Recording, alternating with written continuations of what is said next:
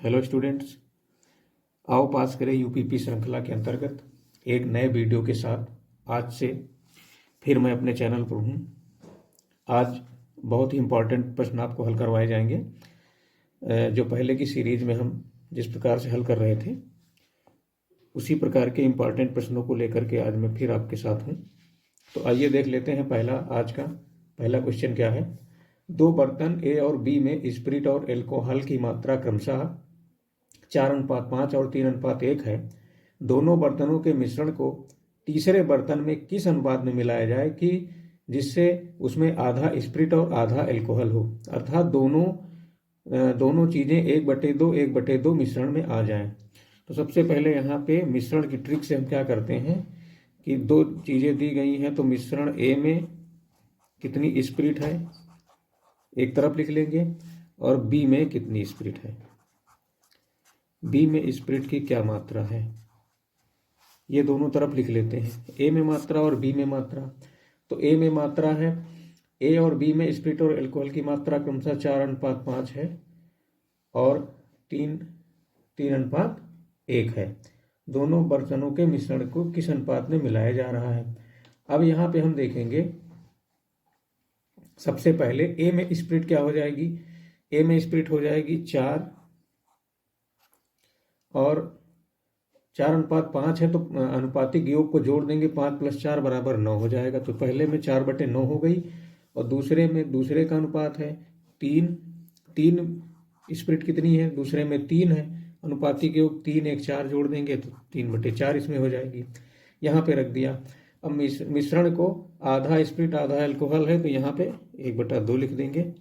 बस ये तीर लगा देते हैं। यहाँ पे क्या करेंगे, जो बड़ा है उससे घटा देंगे, तो यहाँ पे हम 3/4 से 1/2 घटा देते हैं तो बराबर आ जाएगा 1/2। और यहाँ से 1/2 से 3/4 घटा देंगे तो ये हो जाएगा 1/18। ये आ गया। तो अनुपात क्या हो जाएगा, रेशियो क्या होगा हमारा 1/2 बटे 1/18। ये बराबर हो जाएगा 1/2 गुणे 18/1। तो 2 9 18, ये कट गया, आ गया 9/1। ये बराबर हो जाएगा 9:1। ये तीसरा ऑप्शन आपका सही हो जाएगा। मिश्रण में 9:1 के अनुपात होगा। आगे देखते हैं। दो नल क्रमशः एक हौज को 12 मिनट और 16 मिनट में भर सकते हैं। दोनों नलों को खोल दिया जाता है। दूसरे नल को कब बंद करें कि पूरा हौज 9 मिनट में भर जाए। दूसरे नल को बंद करना है जबकि पहला नल जो है चलता रहेगा। तो पूरा हौज 9 मिनट में भर जाता है। पूरा हौज 9 मिनट में भरता है। पूरा हौज कितनी देर में भरेगा, 9 मिनट में। तो पहला वाला नल जो है वो 9 मिनट तक चलेगा। अतः पहला नल चलेगा बराबर 9 मिनट तक, क्योंकि उसे बंद नहीं किया गया है, वो पूरा टाइम चलेगा। तो 9 मिनट में हम देख लेंगे कि 9 मिनट में पहला नल, फर्स्ट नल जो होता है, 9 मिनट में कितना हौज भरेगा। तो 9 मिनट में वो भरेगा।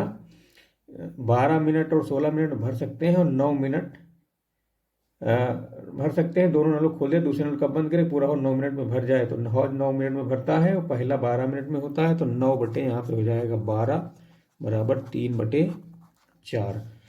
3/4 भाग भरेगा 9 मिनट में। तो 9 मिनट में पहले नल द्वारा भरा गया भाग हो गया 3/4। तो शेष भाग कितना बचा, शेष भाग के लिए हम 1 से हमेशा घटा देते हैं। 1 - 3/4 बराबर 4 नीचे आ गया, 4 - 3, ये बराबर हो गया 1/4। तो 1/4 भाग खाली है, 3/4 उसने भर दिया है। तो अब इसे भरेगा दूसरा नल।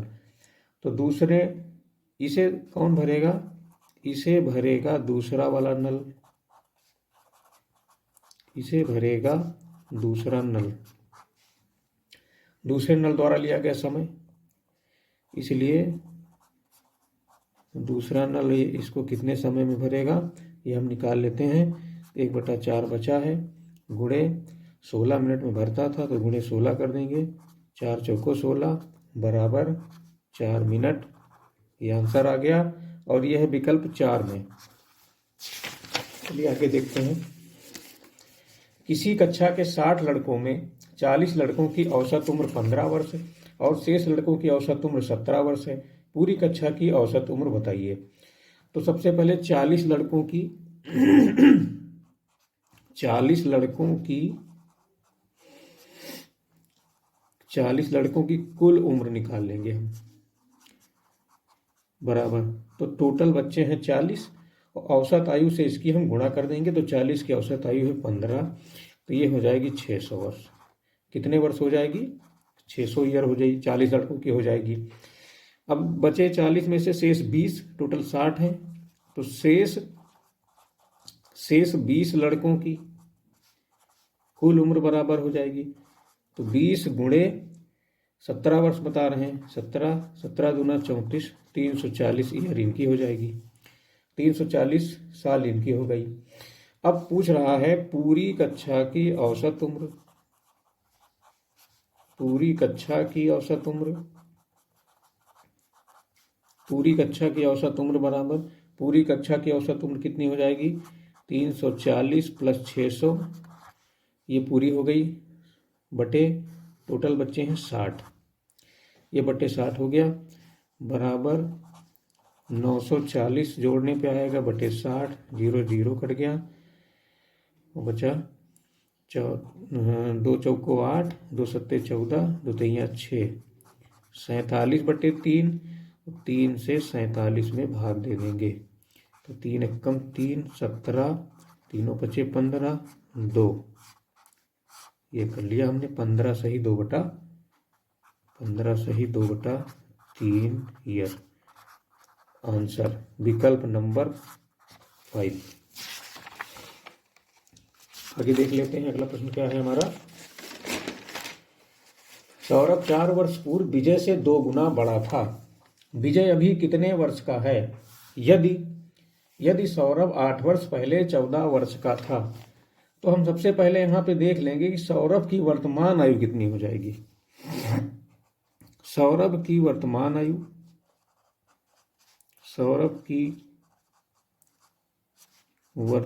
आयु है, इस समय सौरभ की आयु क्या है? सौरभ 8 वर्ष पहले 14 का था, तो अब कितने वर्ष का? 8 वर्ष पहले 14 का था, तो अब कितने वर्ष का हो जाएगा? तो 8 + 14 बराबर 22 वर्ष। इस समय सौरभ 22 वर्ष का है। तो अब 4 वर्ष पूर्व सौरभ की उम्र, 4 वर्ष पूर्व सौरभ की उम्र, 4 वर्ष पूर्व सौरभ की उम्र,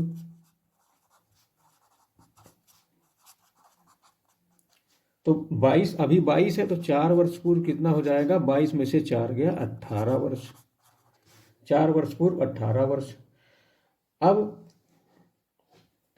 ये कह रहा है कि यदि सौरभ 8 वर्ष पहले 14 वर्ष का था, तो 4 वर्ष पूर्व विजय की उम्र कितनी हो जाएगी? 4 वर्ष पूर्व विजय की उम्र, 4 वर्ष पूर्व विजय की उम्र हो जाएगी 9 वर्ष, क्योंकि इसके आधी हो जाएगी। 4 वर्ष पूर्व इसके दूनी उम्र का था, यदि सौरभ 8 वर्ष पहले 14 का था, इसलिए विजय की वर्तमान आयु, तो अब विजय की आयु,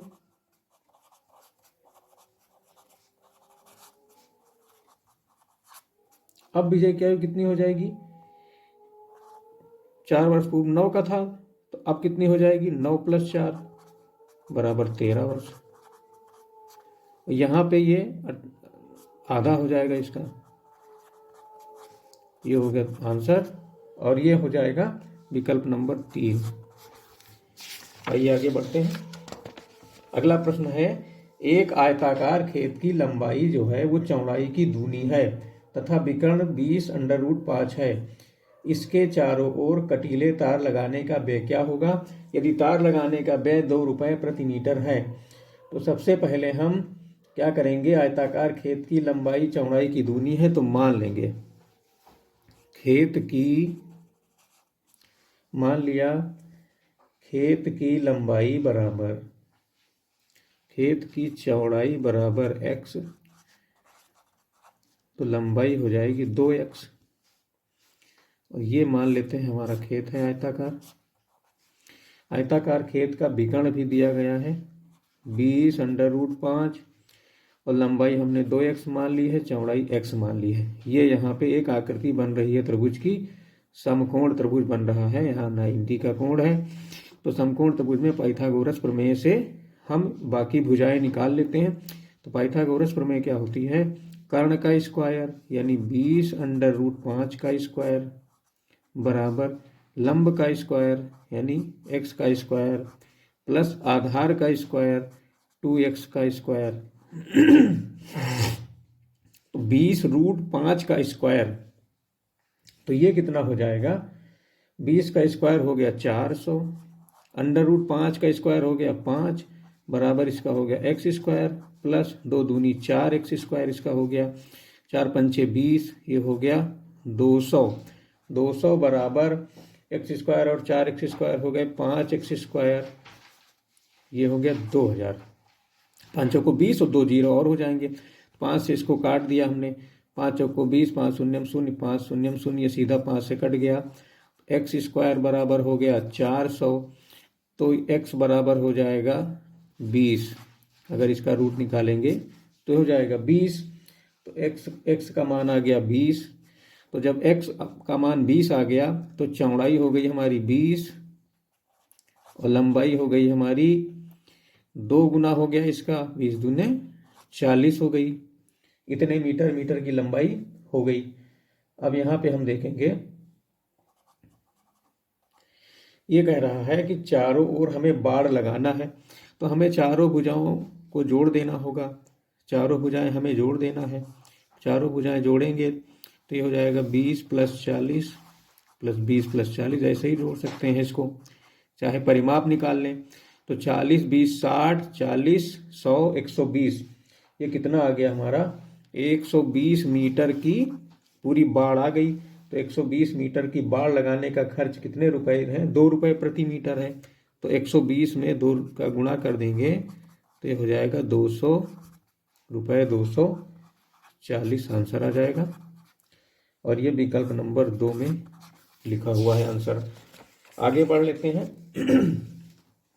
अगला सवाल है, किसी संख्या के 2/5 भाग का 20% उस संख्या के 12% के बराबर है, वह संख्या क्या होगी। मान लिया संख्या हो गई भाई x, और x का 2/5 प्रश्नानुसार हम लिख रहे हैं 2/5 का 20%, प्रति माने बटा, शत माने 100, बराबर x गुणे 12%। ये प्रश्नानुसार हमने लिख लिया। जैसे ही प्रतिशत, किसी चीज का प्रतिशत हो तो प्रति का मतलब बटा, शत का मतलब नीचे 100 कर देते हैं। अब यहाँ पे हम सीधा जहां जहां का लिखा है वहां गुणा लिख के फ्रैक्शन को हल कर लेते हैं, बस हमारा आंसर हमें प्राप्त हो जाएगा। 20/100 बराबर x गुणे 12/100, 20 पंचे 100 हो गया, ऊपर हो गया 2x, नीचे हो गया 25 बराबर 2 पंचे 10, 2 शून्यम शून्य, 2 छक 12, ये काट दिया, 2 तिया 6, ये काट दिया, 2 25 ये काट दिया, 3x, ऊपर हो गया 3x, नीचे हो गया 25, 3x बराबर 25। अब 25 से 25 कट गया तो 2x बराबर 3x। ये तो कभी संभव ही नहीं है, संभव नहीं है, ये गलत है, ऐसा नहीं आना चाहिए। इसलिए इसका ऑप्शन नंबर 5 सही हो जाएगा कि इनमें से कोई नहीं, या उत्तर नहीं प्राप्त किया जा सकता है, ऐसा कुछ इसमें आ जाएगा। चलिए आगे बढ़ लेते हैं। अगला प्रश्न हम देख लेते हैं क्या है। दो संख्याओं का लासा तथा मासा क्रमशः 90 तथा 15 है। यदि उनमें से एक संख्या को 15 से गुणा किया जाता है तब गुणनफल 450 प्राप्त होता है। दूसरी संख्या बताओ। तो पहली संख्या दे दी गई है। पहली संख्या क्या है हम देखेंगे सवाल में। पहली संख्या बराबर 450/15 बराबर 30। पहली संख्या में मिल गई 30। इसमें प्रश्नानुसार लिखा है कि एक संख्या को 15 से गुणा किया जाता है तब गुणनफल 450 प्राप्त होता है। तो जब इसे हम 15 से भाग दे देंगे तो हमें वो संख्या मिल जाएगी। तो संख्या हो गई 30। पहली संख्या प्राप्त हो गई 30। बाकी दो चीजें और दी गई हैं, बस हम सीधा सीधा सूत्र लगा देते हैं। पहली संख्या गुणे दूसरी संख्या बराबर लासा गुणे मासा। पहली संख्या गुणे दूसरी संख्या बराबर लासा गुणे मासा। यहाँ पे रख देंगे 30 गुणे दूसरी संख्या हमें निकालनी है और लासा मासा है 90 गुणे 15। तो सेकंड संख्या हो जाएगी 90 गुणे 15/30। 30 3 90 सीधा सीधा 15 3 45। तो दूसरी संख्या प्राप्त हो गई 45। विकल्प नंबर 4 सही हो जाएगा आपका। आगे चलते हैं, देख लेते हैं। 13 की पावर 4, 13 की पावर 2, 13 की पावर 12, 13 की पावर 16 के लासा तथा मासा का अनुपात क्या होगा। यहाँ पे देखेंगे तो लासा क्या हो जाता है। इसमें लासा क्या हो जाएगा, जो सबसे बड़ी पावर वाली संख्या होगी तो सबसे बड़ी पावर वाली संख्या है 13 की पावर 16। और मासा क्या हो जाता है, सबसे आसान तरीका, जो सबसे छोटे पावर की संख्या होगी 13 की पावर 2। लासा हो गया मासा हो गया। तो लासा और मासा का अनुपात बटे हो जाएगा 13 की पावर 16 बटे 13 की पावर 2। 13 की पावर 16 माइनस ऊपर चला जाएगा 2 घट जाएगा, नीचे 1 बचेगा। तो 16 में से 2 चला गया, 13 की पावर 14/1 बराबर 13 की पावर 14 अनुपात 1। ये हो गया आंसर। विकल्प नंबर 4 में यह आंसर सही हो जाएगा। आगे बढ़ते हैं, अगला प्रश्न देख लेते हैं। 32 गुणे 32 माइनस 24 बटे 1/2 भागे 2 का मान क्या होगा। यहाँ पे लिखा है 32 गुणे 32 माइनस 24 बटे 1/2। भागे को हम जब गुणा में करते हैं तो 2 का हो जाएगा 2/1। 1/2 के नीचे 2 हो जाएगा और 2 यहाँ हो जाएगा 1/2। 1/2 ये हो जाएगा गुणा में जैसे ही आएगा। अब क्या करेंगे, ऊपर का हमने गुणा कर लिया। ऊपर का गुणा करने के बाद क्या हो जाएगा, 1024 आ जाएगा, माइनस 24 आ जाएगा और नीचे क्या हो जाएगा 1/4 आ जाएगा, 1/4। अब यहाँ करेंगे, बचेगा 1000, 1/4 ऊपर चला जाएगा तो 4/1 हो गया और ये बराबर हो जाएगा 4000। विकल्प संख्या 1 आपकी सही हो जाएगी। आइए अगला प्रश्न देख लेते हैं। दो लगातार सम संख्याओं का गुणनफल 1848 है, उन संख्याओं का योग क्या है। तो यहाँ पे दिया गया है दो लगातार सम संख्याओं का गुणनफल 1848 है। तो मान लिया पहली सम संख्या हो जाएगी, मान लेते हैं पहली सम संख्या बराबर x है, तो सेकंड वाली हो जाएगी x + 2, क्योंकि सम संख्या है इसलिए इसमें सम अंक को जोड़ के हम आगे बढ़ते हैं। तो पहली x हो गई, दूसरी में सम अंक जोड़ा तो x + 2 हो गई। अब इनका गुणनफल दिया गया है कि x गुणे x + 2 अगर हम करेंगे प्रश्नानुसार तो ये 1848 आएगा। ये प्रश्नानुसार है। अब हम क्या करेंगे, इसमें गुणा कर लेंगे। x का गुणा इसमें किया x², x का गुणा इसमें कर दिया तो हो गया x + 2x माइनस 1848 इधर ले लिया, बराबर हो गया 0। अब क्या करेंगे, यहाँ पे गुणनखंड कर लेंगे। 1848 कैसे गुणनखंड करेंगे कि जोड़ने घटाने पे हमें ये वाला 2 प्राप्त हो जाए। तो x² गुणनखंड पहले से ही मैंने कर लिए हैं, तो इनके गुणनखंड होंगे 44 और 42। तो ये हो जाएगा +2 की जगह हम लिखेंगे 44 में से 42 घटा दो, 2 बच जाएगा, इंटू एक्स माइनस 1848 बराबर 0। अब ये हो जाएगा x square plus 44x minus 42x minus 1848 बराबर 0। अब यहाँ पे क्या करेंगे, जोड़े बना लेंगे। ये हमने जोड़े बना लिया, ये हमने जोड़े बना लिया। जोड़े बनाने के बाद पहले वाले जोड़े में क्या कॉमन हो जाएगा, x प्लस 44 ब्रैकेट में बचेगा। फिर यहाँ पे माइनस 42 ले लेंगे तो x माइनस माइनस प्लस हो जाएगा। और 42 से जब भाग देंगे तो यहाँ पे कितना हो जाएगा, 44 पार जाएगा, ये कट जाएगा, बराबर पहले ब्रैकेट में x प्लस 44, दूसरे ब्रैकेट में x माइनस 42, ये हो जाएगा बराबर 0 बराबर 0। यदि x प्लस 44 बराबर 0 तो x बराबर माइनस 44। यदि x माइनस 42 बराबर 0 तो x बराबर 42। अब यहाँ पे 2x के मान प्राप्त हो गए हैं तो माइनस वाला इसमें नहीं लिया जाता है, प्लस वाले को ही ले लिया जाता है, क्योंकि संख्या कभी माइनस में इस तरह नहीं आती है। तो x बराबर हो जाएगा 42। तो दूसरी संख्या आ गई हमारी 42। उन संख्याओं का योग पूछ रहा है, तो दूसरी संख्या हमारी कितनी आ गई, 42। तो पहली संख्या हमारी कितनी है, पहली संख्या यहाँ पे कितनी है, तो पहली संख्या x का मान आ गया यहाँ पे 42। तो पहली संख्या क्या हो जाएगी, पहली संख्या हमने माना था x तो हो जाएगी 42, और दूसरी संख्या हमने माना था x प्लस 2, तो 42 में 2 जोड़ देंगे तो हो जाएगी 44। ये आपका आंसर हो गया, और इसमें विकल्प नंबर 3 सही हो जाएगा। आज का वीडियो यहीं पर समाप्त होता है। आप लोग इस प्रकार से अभ्यास करते रहिए, और ऐसे ही यूज़फुल वीडियो के लिए मेरे चैनल को सब्सक्राइब करें और इसे देखते रहें।